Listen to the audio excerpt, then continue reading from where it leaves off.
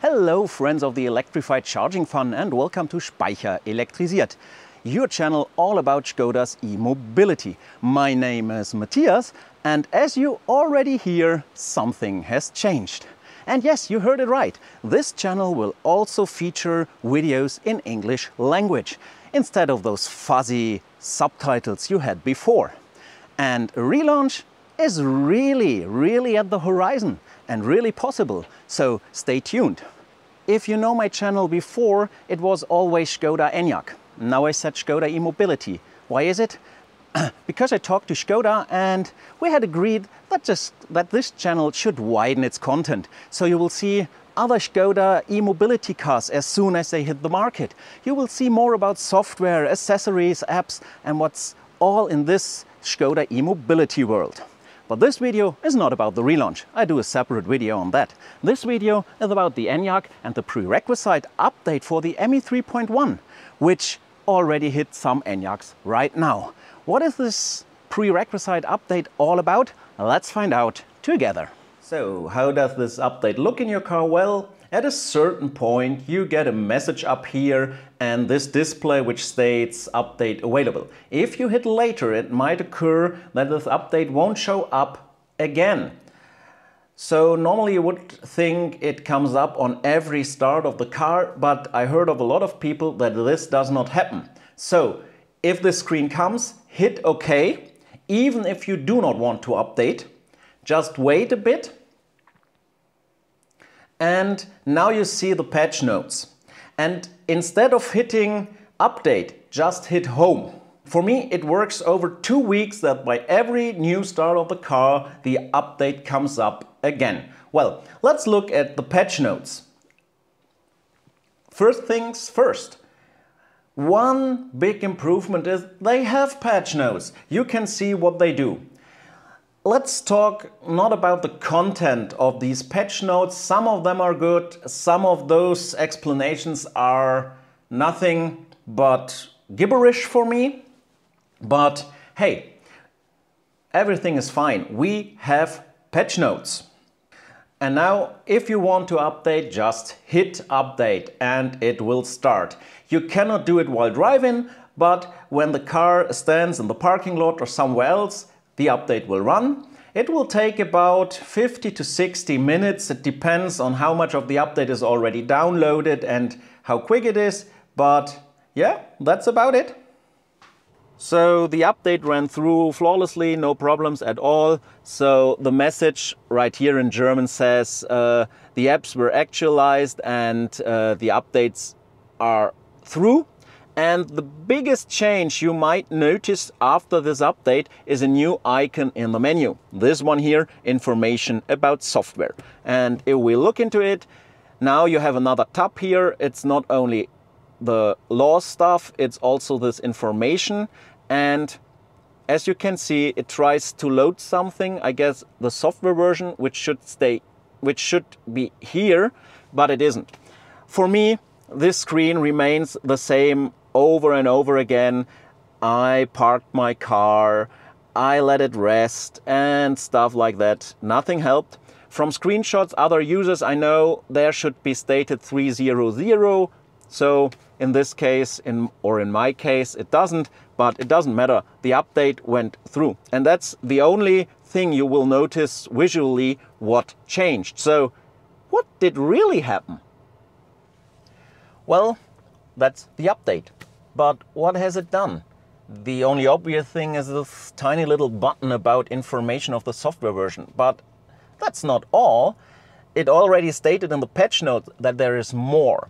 So I asked Skoda, and Skoda told me it's all about stability. Well, that does not explain anything at all. So I did the research myself and I dug in deep into some topics.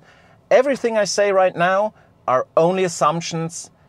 I cannot guarantee you that it is correct. So the first thing I do, I move over to the Australian Skoda website where you can, on a specific site, you can enter your VIN number and they list all measures, all actions that should be done with your car.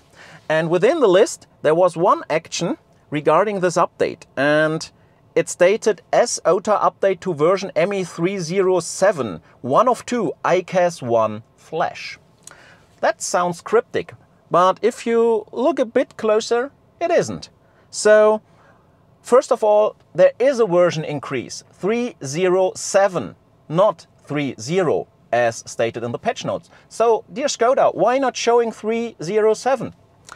But another thing is, one of two, so there might be a second prerequisite update.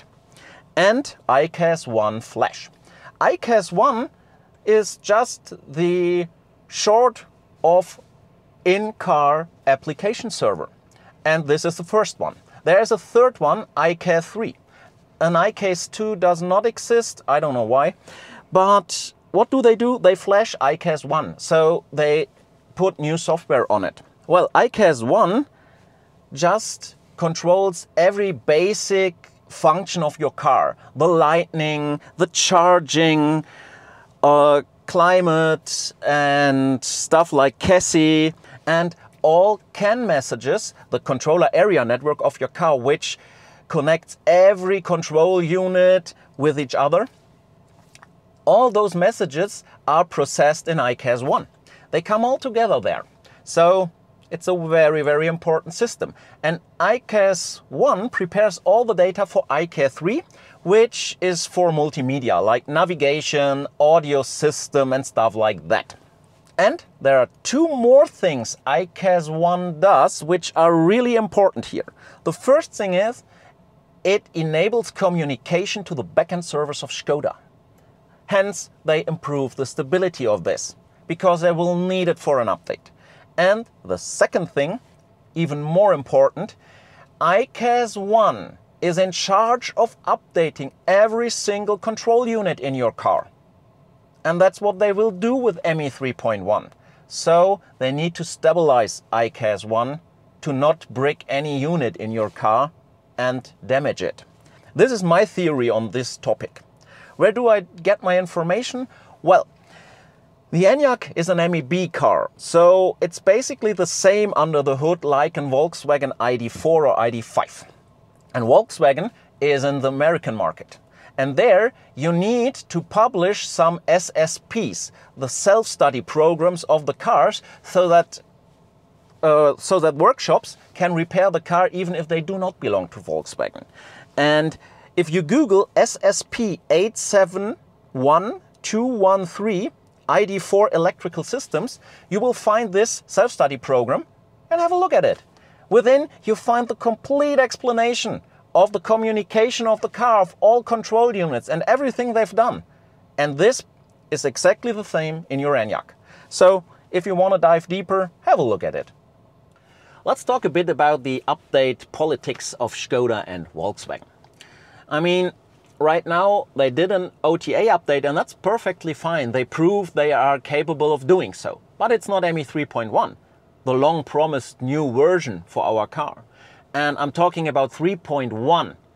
Already out on the streets are 3.2, 3.5 ENYAQs. I think right now X-Works it's 3.5.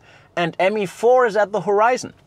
Side note, if you have an ME3 ENYAQ, you will never get ME4. It's simply not possible due to the architecture of the car, because they changed it with ME4. And ME4 will come starting with the model year 2024 this fall. So we are highly dependent on updates of the ME3. Skoda once promised there will be more releases even after 3.5. But do you believe them? I have my doubts. And now let's come back to ME3.1. Well, they promised it for April, March this year. If I remember right, it was calendar week 17. Then they moved to calendar week 2021. And now we have calendar week 33. So we are already near end August and there is no sign of ME3.1 at the horizon. And Skoda is not communicating anything about it. Well, that's a lesson learned for them. Don't promise something you cannot keep, but don't communicate at all is neither the right way. They should tell us where we are. Or are they afraid of what they might tell us? I don't know. But right now, I guess there are about 100,000 or even more than 100,000 ENYAQs on the road, all ME3, never ME4. Will those buyers of those cars ever return to Skoda or Volkswagen when they are left behind?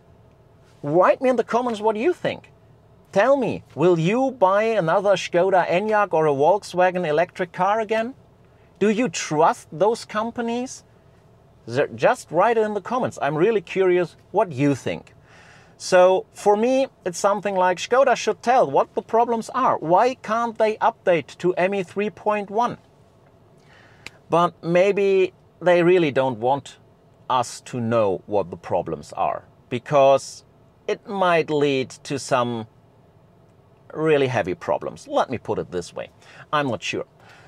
So let's see what will happen. I can't tell you when ME3.1 will hit the cars, or even if it does. And yeah, we have to be patient. And that's what Skoda is speculating on, right?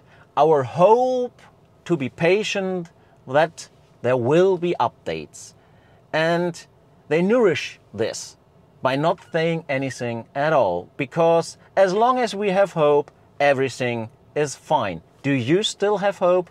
Write it in the comments. So, what can we take away from this video? Well, I have mixed feelings about the software updates, especially ME3.1, and I'm quite in doubt that we will ever get it. Skoda is not communicating anything about it.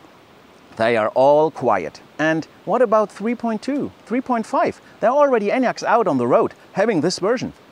And for us, we don't even know if we ever get it. Well, let's move over to something positive. That's the relaunch of this channel. As you already heard in the intro, there will be videos in German language and in English language. No more subtitles. And it's not only about the ENYAQ. I said about Skoda's e-mobility, and I mean it. This will lead to more cars on the channel, all from Skoda, all e-mobility, because they are ramping up on this and bringing new models. And another thing, there will be plug-in hybrids on the channel. That's not comfortable for every one of you, but I hope you bear with me, because they belong to the e-mobility as well.